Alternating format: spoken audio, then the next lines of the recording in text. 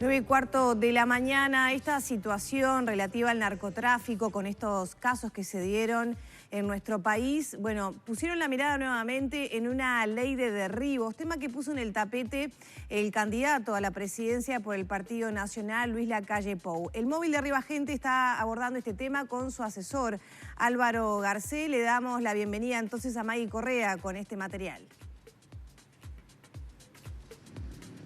Lore, retomamos. El contacto es cierto, ha estado en el centro de la discusión esta ley de derribos, pero sabemos qué quiere decir. En las últimas horas el ministro de Defensa, José Bayardi, fue muy crítico de esta propuesta del Partido Nacional, encabezado por Luis Lacalle Pou y su asesor en materia de seguridad, Álvaro Garcés, con quien en instantes vamos a estar dialogando.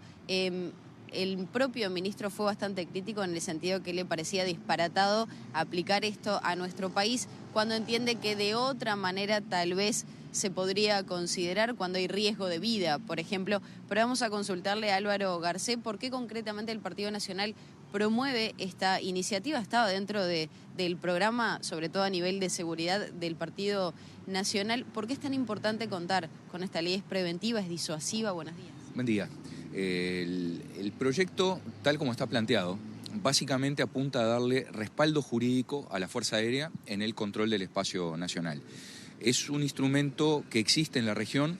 Nuestro proyecto además consulta fuentes de derecho internacional, el derecho comparado en Latinoamérica, en el continente latinoamericano, Brasil, Paraguay, Chile, más al norte Colombia y en Centroamérica Honduras, tienen leyes similares que lo que prevén básicamente es el uso progresivo de la fuerza.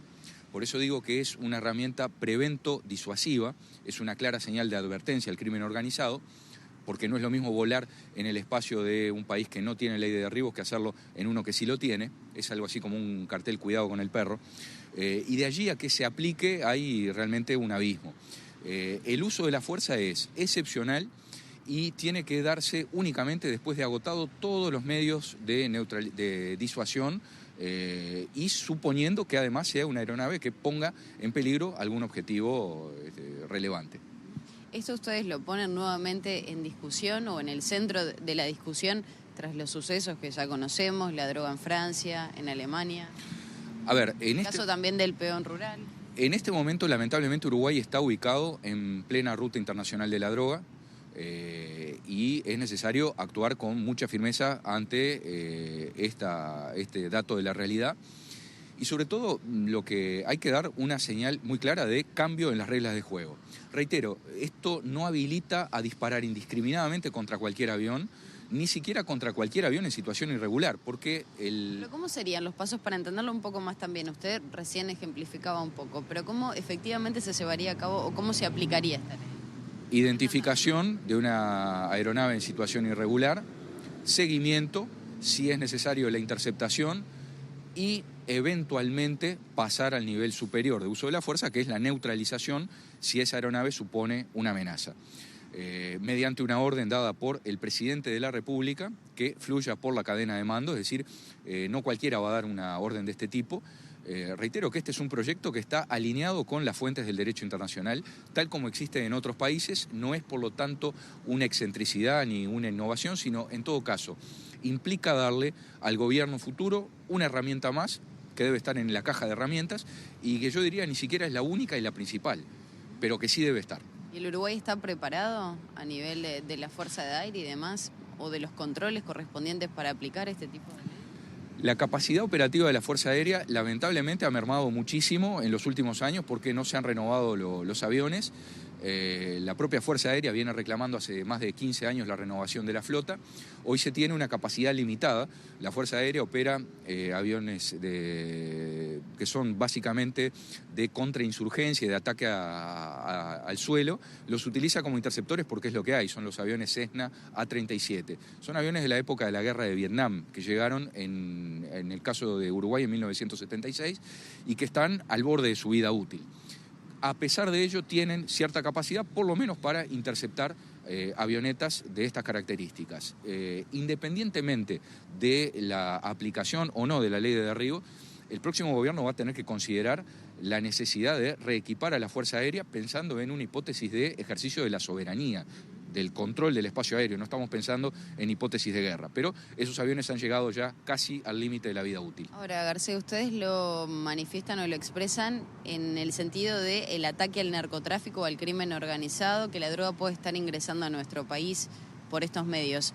Sin embargo, nosotros vemos que la droga se fugó por el aeropuerto de Carrasco, por el puerto de Montevideo. ¿Cómo se explica eso? Está claro que los puntos de salida en este momento son los puertos y los aeropuertos. Y las vías de entrada pueden ser múltiples, sobre todo en un país que tiene fronteras que son coladores, como literalmente así lo han dicho los propios funcionarios de aduanas.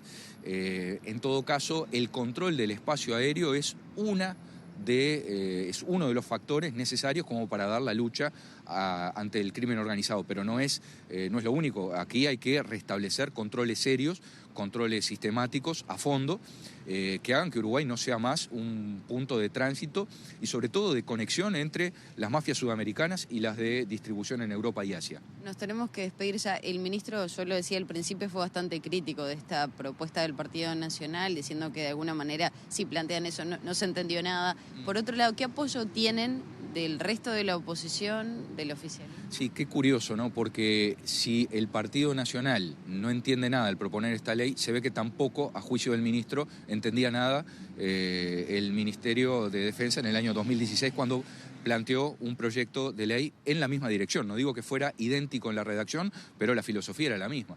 Yo creo que el ministro tendría que haber conocido mucho mejor el proyecto, nuestro proyecto, antes de criticarlo. Y sobre todo, podemos dar un debate civilizado en un tema que es discutible, pero yo no creo que los que se niegan a adoptar esta herramienta no entiendan nada ni sepan nada. En todo caso, creo que tenemos que dar un debate muy a fondo porque tenemos un problema enorme de crimen organizado y hay que enfrentarlo cuanto antes. García, le agradecemos este contacto. Gracias, encantado. Bueno, era el asesor en materia de seguridad de Luis Lacalle Pou, haciendo referencia a este tema que ha estado en el centro de la polémica, de la discusión entre el oficialismo y la oposición principalmente. Ahora seguimos con ustedes.